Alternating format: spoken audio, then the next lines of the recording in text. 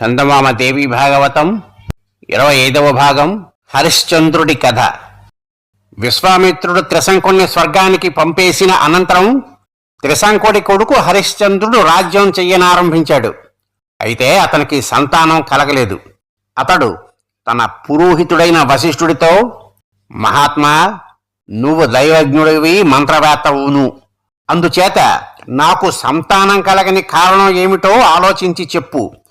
అందుకు కారణం నా ప్రారబ్ధం కాదు గదా అని దీనంగా అన్నాడు. సంతానం లేకపోవటం కన్నా గొప్ప దుఃఖం లేని మాట నిజమే. వరుణుడు సంతానకారకుడుగా ప్రసిద్ధికెక్కినవాడు. అందుచేత ఆ వరుణుణ్ణి పూజించి సులభంగా సంతానం పొందవచ్చు. మనుష్య ప్రయత్నం లేకుండా దైవం అనుకూలించలేడు కదా అన్నాడు వశిష్ఠుడు. ఆ మాట మీద హరిశ్చంద్రుడు గంగా తీరాన ఘోరమైన తపస్సు చేశాడు. ఆ తపస్సుకు వరుణుడు సంతోషించి ప్రత్యక్షమై ఏమి వరం కావాలని హరిశ్చంద్రుణ్ణి అడిగాడు. హరిశ్చంద్రుడు తన్మయత్వం చెందుతూ ఒక కొడుకును ప్రసాదించి తనకు సంతానహీనత్వం పోగొట్టమన్నాడు. చక్కని కొడుకును, సద్గుణశీలుణ్ణి ఇస్తాను, కానీ వాణ్ణి నువ్వు నాకు బలి పశువుగా ఇయ్యవలసి ఉంటుంది అన్నాడు వరుణుడు చిరునవ్వుతో. హరిశ్చంద్రుడికి చెంపపెట్టు తగిలినట్లయింది. కాని ఏమి చెయ్యలేక గుడ్డుమోతు అనిపించుకునే కన్నా అది కొంత నయమే.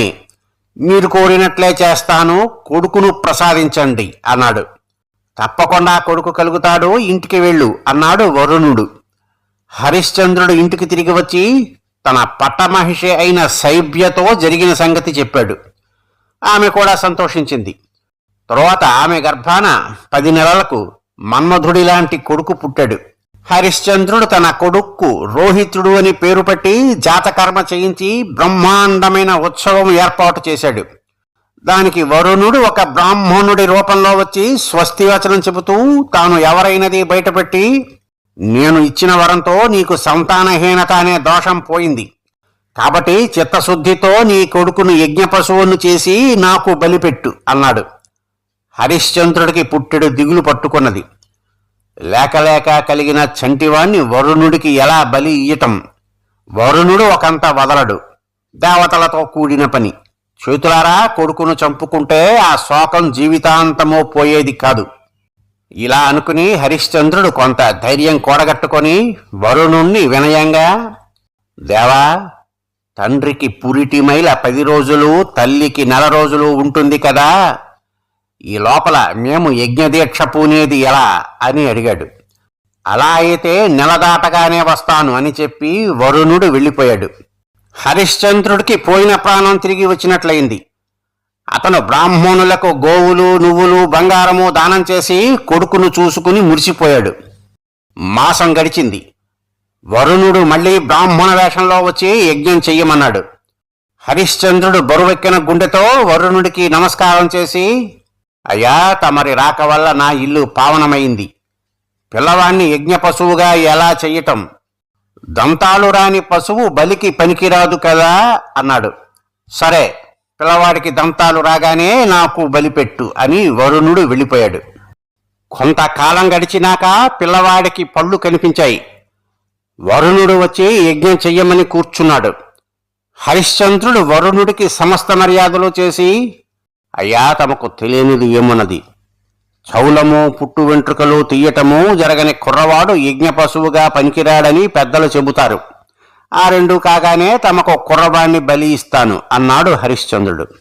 నువ్వు కొడుకు మీది మమకారంతో నోటికి వచ్చినట్లు అబద్ధాలాడుతూ నన్ను తెగ తిప్పుతున్నావు. నువ్వు కపటివి. పుట్టు వెంట్రుకలు తీయగానే కుర్రవాణ్ణి నాకు బలి ఇయ్యకపోయావో నిశ్చయంగా నీకు ఘోరమైన శాపం ఇస్తాను. మహాత్ముడైన ఇక్ష్వాకుడి వంశాన పుట్టి మాట నిలబెట్టుకోలేకపోయాడన్న అపకీర్తి తెచ్చుకోకు, వస్తా అంటూ వరుణుడు వెళ్ళిపోయాడు. మరికొంతకాలం గడిచింది. రోహితుడికి పుట్టు వెంట్రుకలు తీసే వయసు వచ్చింది. హరిశ్చంద్రుడు భార్య తొడల మీద కూర్చుని కుర్రవాడు చూడాకరణం వేడుకలో ఉండగా వరుణుడు వచ్చి, రాజా, పిల్లవాడికి పుట్టు వెంట్రుకలు తీయిస్తున్నావు కదా, ఆలస్యం దేనికి, యజ్ఞం ప్రారంభించు అన్నాడు. హరిశ్చంద్రుడు తడుముకోకుండా, ఆ మాట నాకు గుర్తు లేకపోలేదు, కానీ ఈ పిల్లవాడు యాగ పశువుగా పనికిరాడు. ఉపనయనం జరిగితే గాని వీడికి ద్విజత్వం రాదు. అంతవరకు వీడు 4వ వర్ణం వాడి కిందనే లెక్క, కర్మబాహ్యుడు అన్నాడు. బ్రాహ్మణుడికి 8 ఏళ్లకు, క్షత్రియుడికి 11 ఏళ్లకు, వైశ్యుడికి 12 ఏళ్లకు ఉపనయనం జరగాలని శాస్త్రాలు నిర్ణయించాయి. కనుక 11వ ఏట రోహితుడికి ఉపనయనం జరిపించి శాస్త్రోక్తంగా యజ్ఞం చేసి అందులో వాణ్ణి బలి పశువును చేసి ఇచ్చుకుంటానని ఇప్పటికి వెళ్ళిరమ్మని హరిశ్చంద్రుడు వరుణుడితో అన్నాడు. వరుణుడు ఈ మాటకు తృప్తిపడి వెళ్ళిపోయాడు. తర్వాత హరిశ్చంద్రుడు తన కొడుకును చూసుకుని ఆనందిస్తూ కాలం వెళ్ళబుచ్చుతున్నాడు. కాలక్రమాన కుర్రవాడికి 10 ఏళ్లు నిండి 11వ ఏడు ప్రవేశించింది. హరిశ్చంద్రుడు గుండె పీచుపీచుమంటూ వాడికి శాస్త్రోక్తంగా ఉపనయనం జరిపించాడు. వరుణుడు వచ్చి యజ్ఞం చెయ్యమని కూర్చున్నాడు. యజ్ఞం చెయ్యవలసినదే, నేను కాదనను. కాని కుర్రవాడు ఇప్పుడే వేద విద్య ఆరంభించాడు. నన్ను అనుగ్రహించి వాడి విద్యాభ్యాసం పూర్తి కానియ్యండి, వాణ్ణి మీకు అవశ్యం బలి ఇస్తాను అని హరిశ్చంద్రుడు ప్రాధేయపడ్డాడు. వరుణుడికి కోపం వచ్చింది. నీ నక్క వినయాలతో జాప్యం చేస్తూ వస్తున్నావు. కొడుకు మీది మమకారం తెంచుకోలేక నన్ను ఇలా చేస్తావా? అయినా నీ మాట నమ్మి ఈసారికి వెళుతున్నాను. నీ కొడుకు వేద విద్య ముగియగానే వస్తాను అని వరుణుడు వెళ్ళిపోయాడు. కొంతకాలం గడిచింది. వరుణుడు వచ్చి కూర్చుంటాడు కాబోలురా దేవుడా అని పుట్టెడు దిగులులో మునిగిపోయిన హరిశ్చంద్రుణ్ణి చూసి రోహితుడు, నాన్నగారు ఎందుకు అలా విచారంగా ఉన్నారు అని తండ్రిని అడిగి కారణం తెలుసుకున్నాడు. రోహితుడికి ప్రాణభయం పట్టుకున్నది. వాడు మంత్రి కొడుకుల సలహా మీద అరణ్యంలోకి పారిపోయాడు. వరుణుడు వచ్చి ఏమంటాడోనన్న భయంతో హరిశ్చంద్రుడు వాడి కోసం వెతికించాడు. కాని రోహితుడి జాడ తెలియరాలేదు. ఇంతలో యజ్ఞం చెయ్యమంటూ వరుణుడు రానే వచ్చాడు. హరిశ్చంద్రుడు భయంతో కంపించిపోతూ వరుణుడికి మొక్కి, నా కొడుకు చావుకు భయపడి పారిపోయాడు, నేనేం చేయను? వాడి కోసం అడవులు, కొండలు, పల్లెలు వెతికించాను, లాభం లేకపోయింది. తమరు ఏం చేయమంటే అది చేస్తాను. చివరకు దోషిని నేనే అయ్యాను అన్నాడు.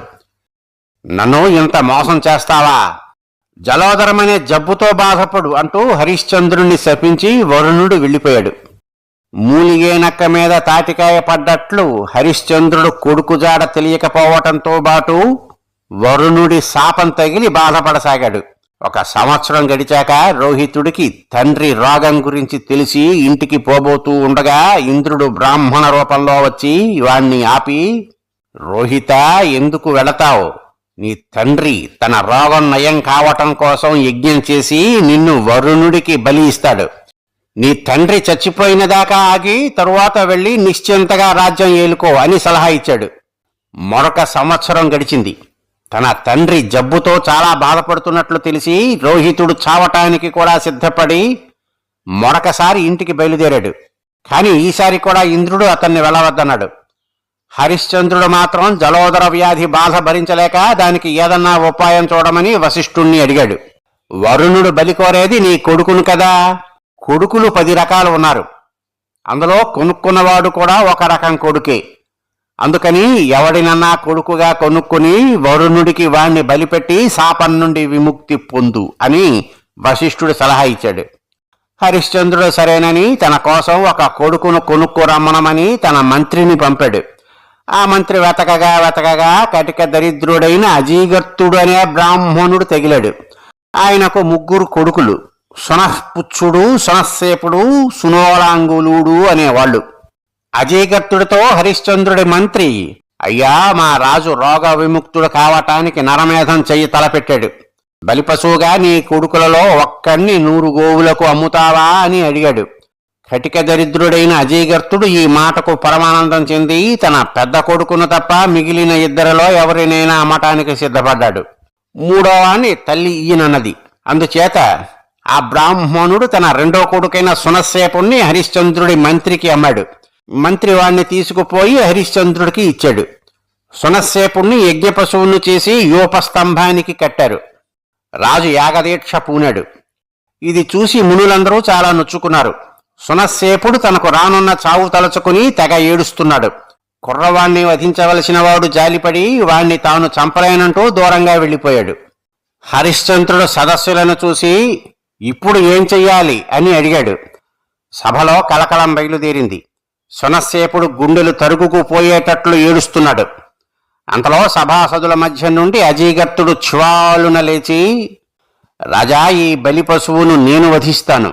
నాకు ముందు ఇచ్చిన దానికన్నా రెట్టింపు గోవులు ఇస్తావా అని అడిగాడు. హరిశ్చంద్రుడు సరేనన్నాడు. సభలో హాహాకారాలు చెలరేగాయి. వీడు బ్రాహ్మణుడు కాడు, పిశాచం. లాభం కొద్దీ కొడుకును హత్య చెయ్యడానికి సిద్ధపడిన మహాపాపి అంటూ అజీగర్తుణ్ణి అందరూ తిట్టిపోశారు. ఇంతలో విశ్వామిత్రుడు అక్కడికి వచ్చి సునస్సేపుణ్ణి చూసి జాలిపడి, హరిశ్చంద్ర, ఈ పాపిష్టి యజ్ఞం మాను. నీ ప్రాణం నీకు ఎంత తీపో వీడికి వీడి ప్రాణం అంత తీపి కాదా? శాపం పొందిన నీ తండ్రిని నేను స్వర్గానికి పంపాను. అందుకైనా ఈ బ్రాహ్మణ పుత్రుణ్ణి విడిచిపెట్టు అన్నాడు. అయ్యా, జలోదరం వ్యాధి బాధ భరించలేకుండా ఉన్నాను. దయచేసి యాగభంగం చెయ్యకండి. నేను ఈ కుర్రవాణ్ణి యజ్ఞ పశువుగా కొనుక్కున్నాను అన్నాడు హరిశ్చంద్రుడు. విశ్వామిత్రుడికి కోపం వచ్చింది. అతను సునస్సేపుణ్ణి సమీపించి, ఈ రాజు నిన్నేం చెయ్యగలడు? నేను నీకు ఒక మంత్రం చెబుతాను, ఆ మంత్రంతో నీకు సుఖం కలుగుతుంది అన్నాడు. విశ్వామిత్రుడు చెప్పిన మంత్రాన్ని సునస్సేపుడు జపించేసరికి వరుణుడు ప్రత్యక్షమై సునస్సేపుణ్ణి విడిపించి యజ్ఞం ముగిసినట్లు ప్రకటించి హరిశ్చంద్రుడికి వ్యాధి బాధ పోగొట్టాడు. సునస్సేపుడు సభకు నమస్కారం చేసి, అయ్యలారా, ఇప్పుడు నా తండ్రి ఎవరో మీరు నిర్ణయిస్తే నేను ఆయన వెంట పోతాను అన్నాడు. కొందరు సునస్సేపుడి తండ్రి హరిశ్చంద్రుడని, కొందరు అజీగర్తుడేనని, మరికొందరు వరుణుడని రకరకాలుగా చెప్పారు. వశిష్ఠుడు మాత్రం విశ్వామిత్రుడే సునస్సేపుడి తండ్రి అన్నాడు. ఆ కుర్రవాడు విశ్వామిత్రుడి వెంట వెళ్ళిపోయాడు. స్వస్తి.